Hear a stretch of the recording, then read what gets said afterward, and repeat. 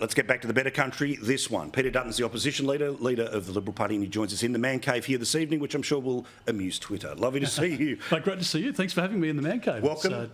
It's nice to be out from, locked up and talking down the barrel of a camera and in the studio. So no Canberra bubble here, mate. Enjoy. I enjoy it. It's nice to be out of Canberra. So, I put the statistics here that the no case does have the uphill climb at the moment. Why do you think it will change now that the position's clear from the Liberal Party?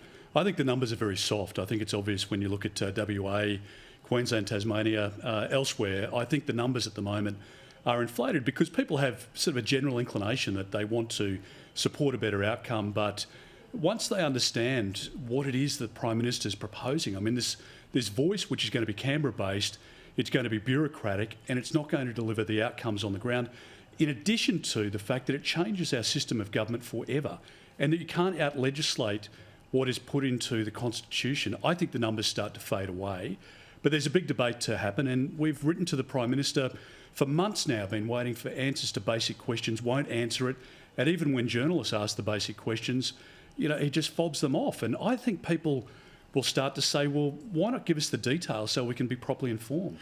I mentioned before about polling, and again, it's the essential poll for those that are fact-checking along the way, which shows that while majority support, there was about 30% that actually knew what they were voting for, which means vibe is winning. Your argument is going to be one about the Constitution, about process, all the rest of it. But if the vibe is winning, how does one counter the vibe with the more boring side of the chat? Well, I think, Paul, before, months before any election, people are, getting on with their lives. They're busy. They're running kids around to sport and working and all the rest of it.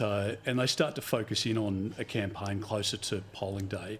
I do think it's important for us to have a proper debate because we are talking about a proposal by the Prime Minister here, which is about a big new bureaucracy. It's not about helping people on the ground. There won't be practical outcomes here. And it is going to be, in terms of what he's proposing, the biggest change to the Constitution, to our foundational document since Federation. And I think the penny's going to drop, maybe for people who have experienced campaigns before around changes to the referendum, and maybe younger people will be talking to their parents and grandparents. But this is a very significant change. You're talking about slowing down the process of government.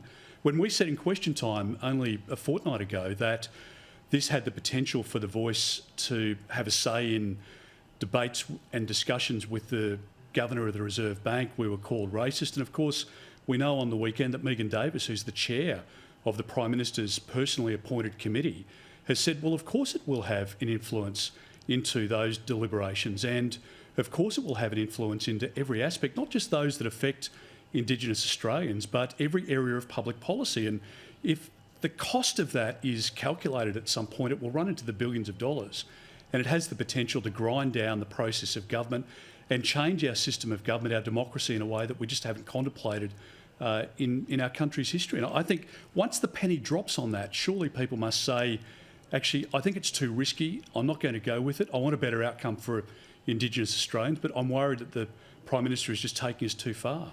I don't really want to draw you too much into media observation because you've got to fly above that. But you saw tonight an example of of at least one TV channel not even showing what your reason was. Instead, let's get to the horse race, right? Let's start to put the devil horns on him. He's the guy who wants to break everyone's heart.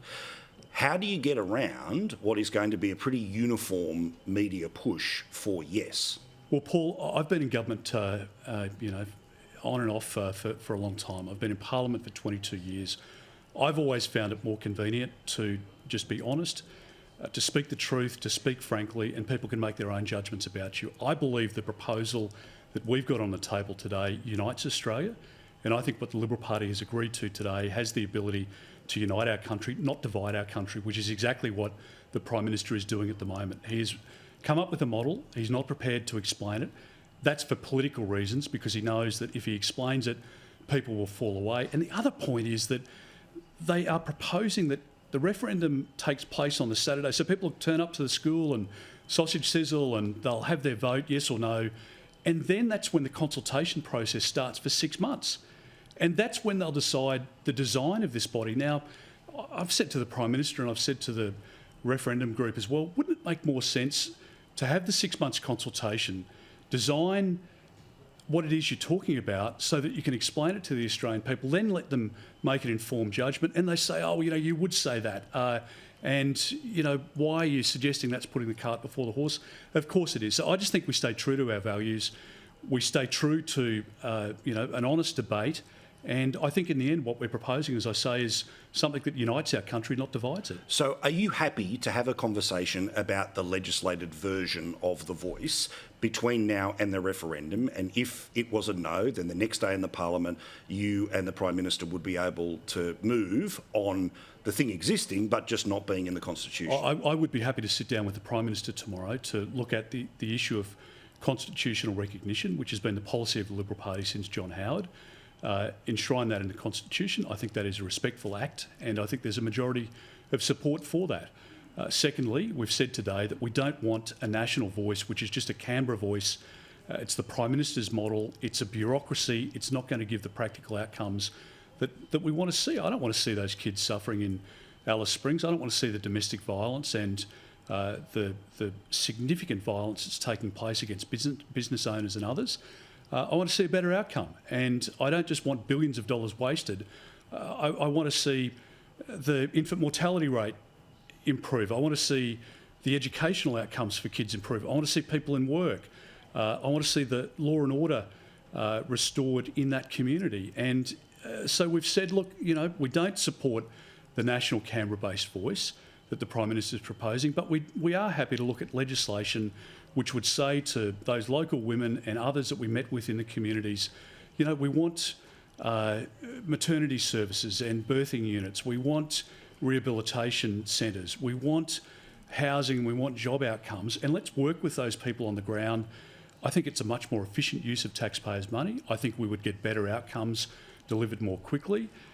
Enshrining 24 people who predominantly don't live within these regional communities and who are based in capital cities to try and find a way through, I think we're going to end up with the same tragedy and the same waste of money with another layer of bureaucracy that we've seen over the course of the last decades. Peter Dutton, lovely to have you in the Man Cave. You're welcome Great to be here, anytime. mate. Thank you. Nice. Thank you very much.